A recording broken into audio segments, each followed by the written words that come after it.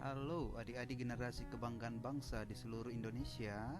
Bertemu kembali dengan saya, Kak Irwan, untuk membahas Lomba Cerdas Cermat 4 Pilar Kehidupan Berbangsa dan Bernegara yang setiap tahunnya diselenggarakan oleh Majelis Permusyawaratan Republik Indonesia. Soal-soal yang akan kita bahas adalah soal-soal yang paling sering muncul saat lomba setiap tahunnya, dengan harapan adik-adik dapat mengingat soal-soal tersebut dan saat lomba nanti dapat menjawab dengan benar.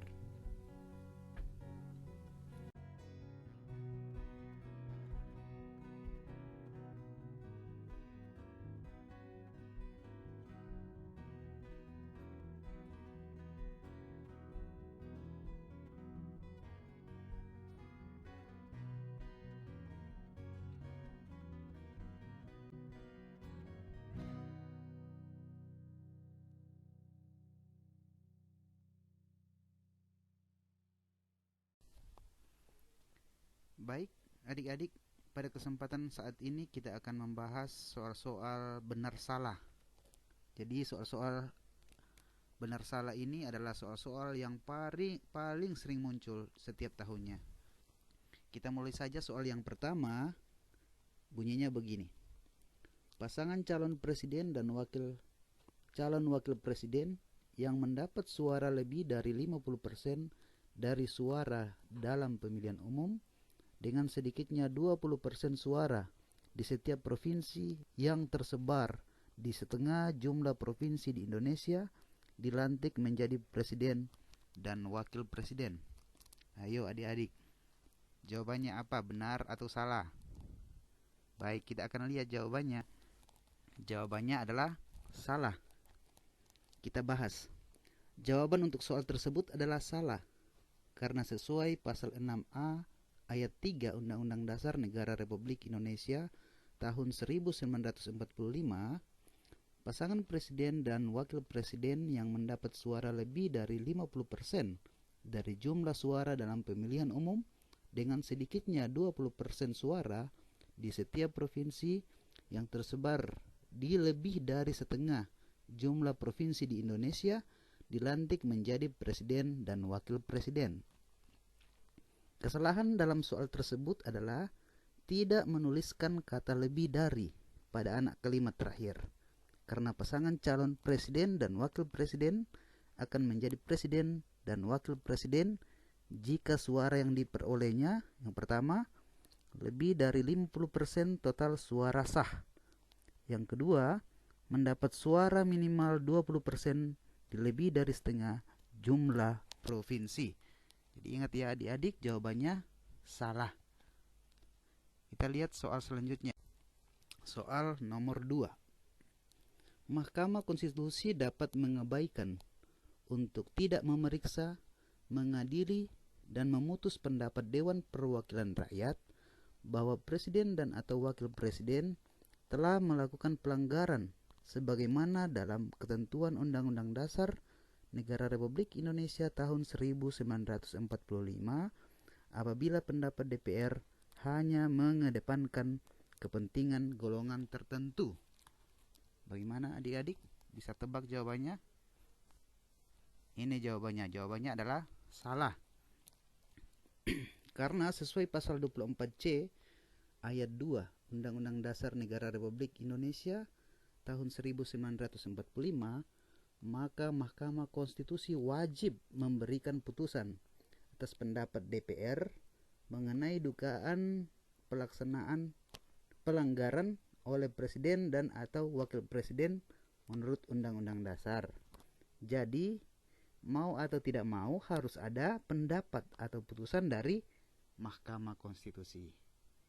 Ayo, masih semangat ya. Kita lanjut nomor berikutnya. Nomor 3. Kepala daerah dan wakil kepala daerah dipilih dalam satu pasangan calon yang dilaksanakan secara demokratis berdasarkan asas langsung, umum, bebas, rahasia, jujur, dan adil. Lembaga negara yang berwenang menyelesaikan sengketa hasil pemilihan umum adalah Mahkamah Konstitusi. Bagaimana adik-adik? Coba tebak benar atau salah?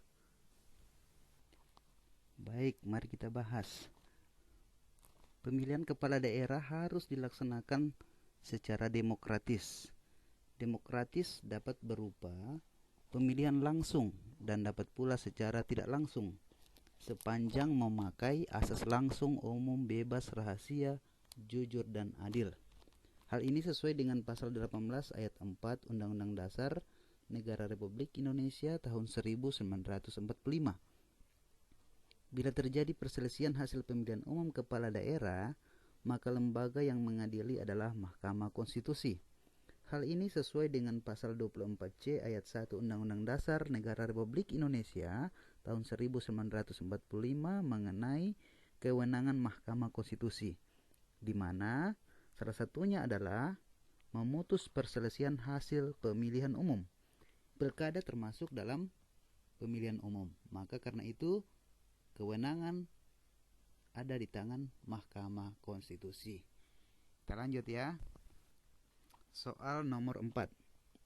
Tahapan dalam penyelenggaraan pemilihan umum anggota Dewan Perwakilan Rakyat, Dewan Perwakilan Daerah, dan Dewan Perwakilan Rakyat Daerah adalah pemutahiran data pemilihan dan penyusunan daftar pemilih.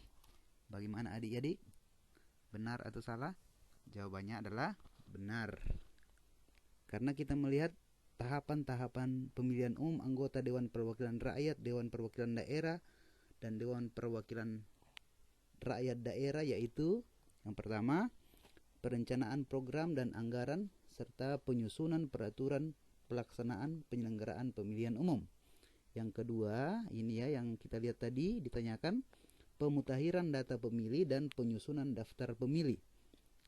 Yang ketiga, pendaftaran dan verifikasi peserta pemilihan umum. Yang keempat, penetapan peserta pemilihan umum. Yang kelima, penetapan jumlah kursi dan penetapan daerah pemilihan. Yang keenam, pencalonan anggota DPR, DPD, dan DPRD provinsi dan Dewan Perwakilan Rakyat Daerah, kabupaten atau kota. Yang ketujuh, masa kampanye pemilihan umum. Yang kedelapan, masa tenang. Yang kesembilan, pemungutan dan penghitungan suara. Yang kesepuluh, penetapan hasil pemilihan umum. Dan yang kesebelas, pengucapan sumpah dan janji anggota DPR, DPD, DPRD provinsi, dan DPRD kabupaten kota. Jadi, pemutahiran data dan penyusunan daftar pemilih termasuk dalam tahapan awal pemilu DPR, DPRD, dan DPRD. Oke, bisa? Mari kita lanjut soal berikut. Nomor 5. Dalam hal terjadi kekosongan wakil presiden, selambat-lambatnya dalam waktu 60 hari, MPR menyelenggarakan sidang untuk memilih wakil presiden dari dua calon yang diusulkan oleh partai politik atau gabungan partai politik yang pasangan calon presiden dan wakil presidennya meraih suara terbanyak pertama dan kedua dalam pemilihan umum sebelumnya. Bagaimana, benar atau salah? Jawabannya adalah salah. Mengapa adik-adik? Kita lihat alasannya ya. Sesuai pasal 8 ayat 2 Undang-Undang Dasar Negara Republik Indonesia tahun 1945, katanya makanya bila jabatan wakil presiden kosong, maka Majelis Permusyawaratan Rakyat harus bersidang selambat-lambatnya dalam 60 hari untuk memilih wakil presiden dari dua calon yang diusulkan oleh presiden. Penentuan dua calon wakil presiden sepenuhnya ada di tangan presiden.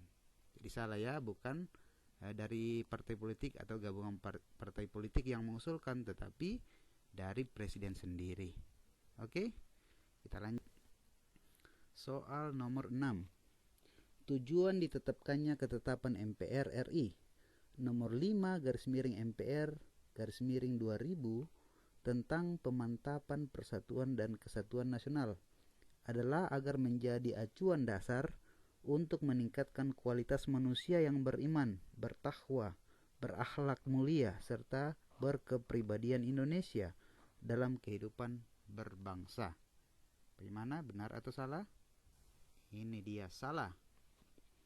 Maksud dan tujuan ditetapkannya TAP MPR nomor 5 MPR 2000 adalah mengidentifikasi permasalahan yang ada, menentukan kondisi yang harus diciptakan dalam rangka menuju kepada rekonsiliasi nasional, dan menetapkan arah kebijakan sebagai panduan untuk melaksanakan pemantapan persatuan dan kesatuan nasional. Jadi tujuan yang terdapat dalam soal di atas adalah salah. Oke, kita lanjut. Nomor 7. Syarat-syarat fisik dalam pembentukan suatu daerah meliputi sedikitnya 5 kabupaten atau kota untuk pembentukan provinsi, dan paling sedikit 5 kecamatan untuk pembentukan kabupaten, dan paling sedikit 4 kecamatan untuk pembentukan kota. Lokasi calon ibu kota, sarana dan prasarana pemerintahan. Benar atau salah? Jawabannya adalah benar. Pembahasannya begini, dalam bab 2 Undang-Undang nomor 32 tahun 2004 tentang pemerintahan daerah dijelaskan mengenai syarat-syarat pembentukan daerah otonom baru yang meliputi syarat administratif, syarat teknis, dan syarat fisik kewilayahan. Syarat fisik yang harus dipenuhi meliputi paling sedikit 5 kabupaten atau kota untuk menentukan provinsi, dan paling sedikit 5 kecamatan untuk pembentukan kabupaten, dan 4 kecamatan untuk pembentukan kota. Lokasi calon ibu kota, sarana dan prasarana pemerintahan. Kita lanjut. Soal nomor 8. Salah satu persyaratan yang harus dipenuhi oleh partai politik untuk dapat menjadi peserta pemilihan umum pada pemilihan umum anggota Dewan Perwakilan Rakyat dan Dewan Perwakilan Daerah adalah mengajukan nama, tanda, dan gambar partai politik kepada Komisi Pemilihan Umum. Bagaimana? Benar atau salah? Jawabannya adalah benar. Pembahasannya dalam pasal 173 huruf H Undang-Undang nomor 7 tahun 2017 tentang pemilihan umum disebutkan partai politik dapat menjadi peserta pemilihan umum setelah memenuhi persyaratan mengajukan nama, lambang, dan tanda gambar partai politik kepada Komisi Pemilihan Umum. Dan biasanya adik-adik setiap undang-undang pemilihan umum keluar pasti syarat ini harus ada, sehingga walaupun mungkin pasalnya berbeda, tetapi syarat ini pasti akan selalu ada. Oke, kita lanjut lagi. Soal nomor 9. Mahkamah Konstitusi mempunyai 9 orang hakim konstitusi yang masing-masing 3 oleh Mahkamah Agung, 3 oleh Dewan Perwakilan Rakyat, 3 oleh Presiden, untuk kemudian ditetapkan oleh Presiden. Bagaimana, benar atau salah? Ya, jawabannya adalah benar. Sesuai pasal 24C ayat 3 Undang-Undang Dasar Negara Republik Indonesia tahun 1945, Mahkamah Konstitusi mempunyai 9 orang anggota hakim konstitusi yang ditetapkan oleh Presiden, yang diajukan masing-masing 3 orang oleh Mahkamah Agung, 3 orang oleh Dewan Perwakilan Rakyat, dan 3 orang oleh Presiden. Jadi soal tersebut jawabannya adalah benar. Lanjut, nomor 10. Presiden dalam membuat perjanjian internasional lainnya yang menimbulkan akibat yang luas dan mendasar bagi kehidupan rakyat yang berkaitan dengan keuangan negara dan atau mengharuskan perubahan atau pembentukan undang-undang harus dengan persetujuan Dewan Perwakilan Rakyat. Benar atau salah? Ya, jawaban soal ini adalah benar. Karena sesuai dengan pasal 11 ayat 2 Undang-Undang Dasar Negara Republik Indonesia tahun 1945 berbunyi, Presiden dalam membuat perjanjian internasional lainnya yang menimbulkan akibat yang luas dan mendasar bagi kehidupan rakyat yang terkait dengan beban keuangan negara dan atau mengharuskan perubahan atau pembentukan undang-undang harus dengan persetujuan Dewan Perwakilan Rakyat.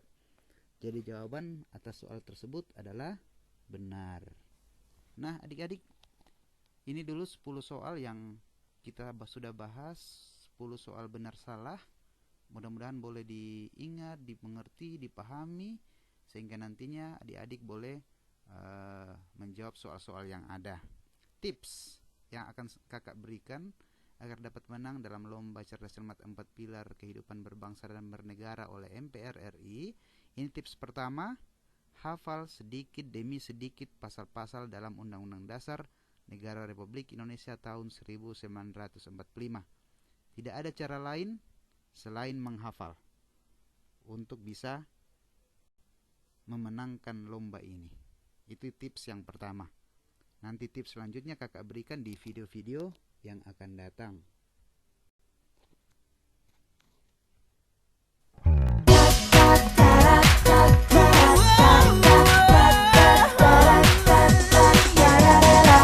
Generasi muda Indonesia, generasi penerus bangsa, jujur, cerdas, cermat, dan berbudi pekerti, maju bersama bangun Indonesia jaya. Kobarkan semangat Pancasila, genggam teguh Undang-Undang Dasar Negara Kesatuan Republik Indonesia dan Bhinneka Tunggal Ika.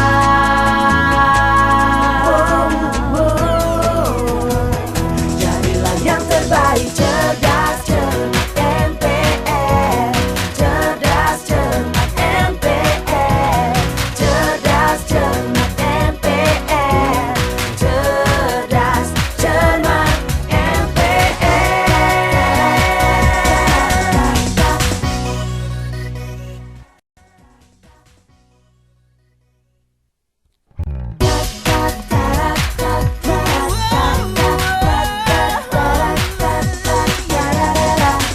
Generasi muda Indonesia, generasi penerus bangsa, jujur, cerdas, cermat, dan berbudi pekerti, maju bersama bangun Indonesia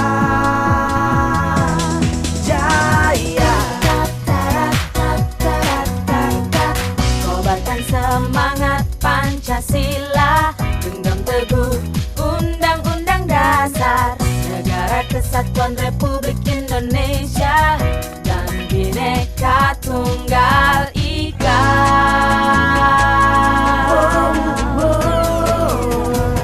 Jadilah yang terbaik,